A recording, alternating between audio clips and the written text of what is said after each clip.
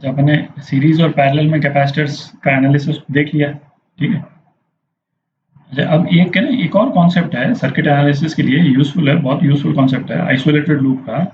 इसको भी देख लेते हैं, क्योंकि क्या है, जैसे कई बार आपको ऐसे सर्किट मिलेंगे जहाँ पे आप सीरीज और पैरेलल कॉम्बिनेशन बनेगा ही नहीं, ठीक है, तो वो कॉन्सेप्ट आप लगा भी नहीं पाइएगा।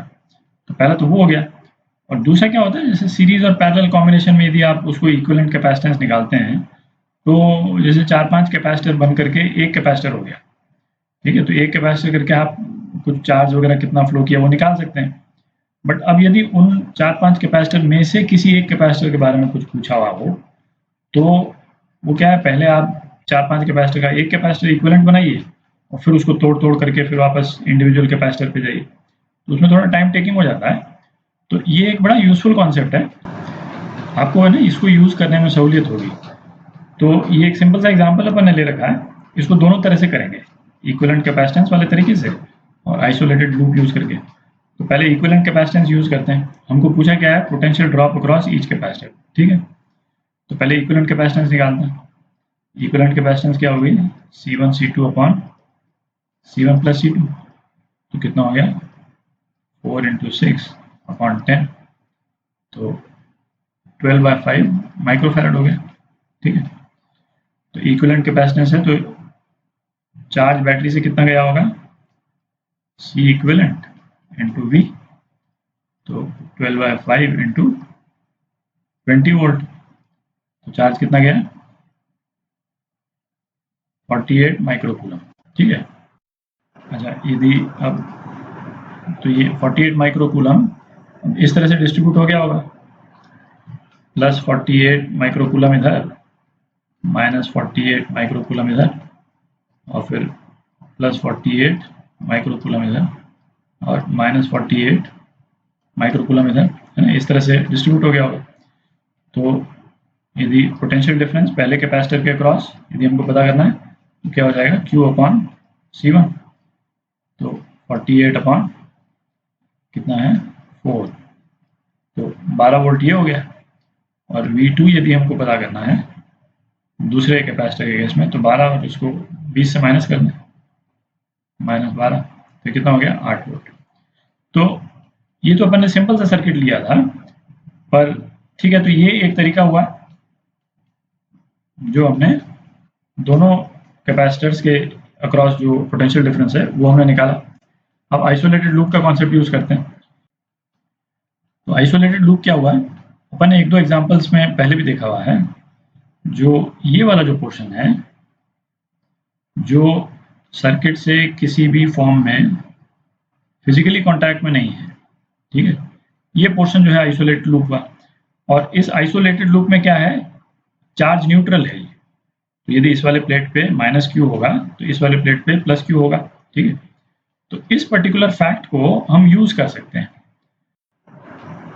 तो हम ये कह सकते हैं कि किसी भी आइसोलेटेड लूप के लिए C1 into delta V1 plus C2 into delta V2 plus जो भी है ना, जितने भी कैपेसिटर्स हैं Cn इंटू डेल्टा Vn, ये 0 होगा।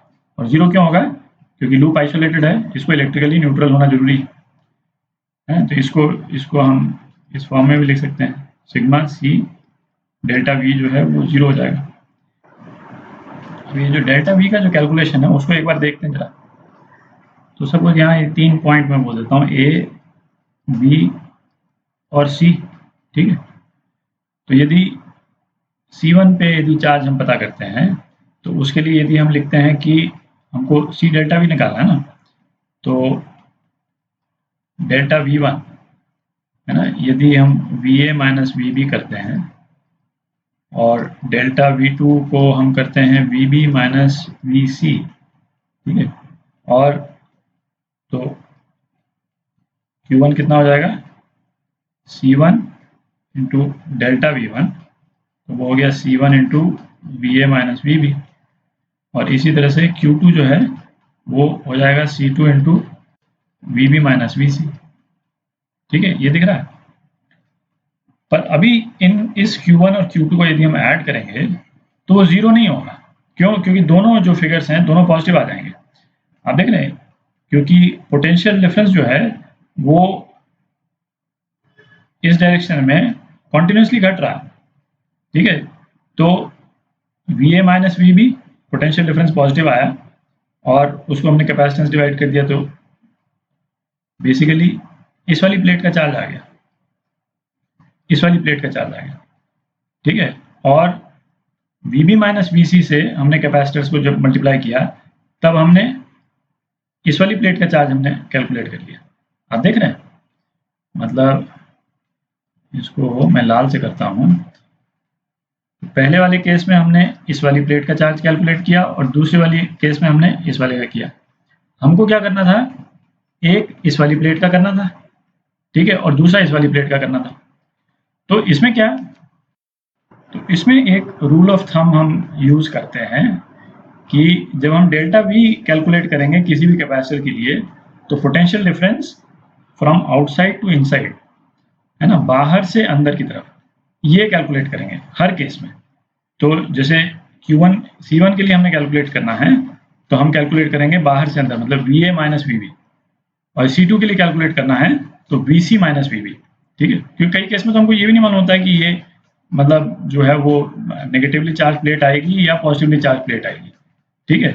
तो हम यूनिवर्सली चाहे जितने कैपेसिटर हों इस आइसोलेटेड लूप में, हम आउटसाइड माइनस इनसाइड करेंगे, ठीक है। उससे क्या होगा कि ये प्लस माइनस वाला जो प्रॉब्लम आ रहा है ना, वो प्रॉब्लम नहीं आएगी, ठीक है। तो इस वाले केस में करते हैं उसको, है ना, इस चीज को यूज करते हैं। एक बार आइसोलेटेड लूप बना लेते हैं दोबारा से।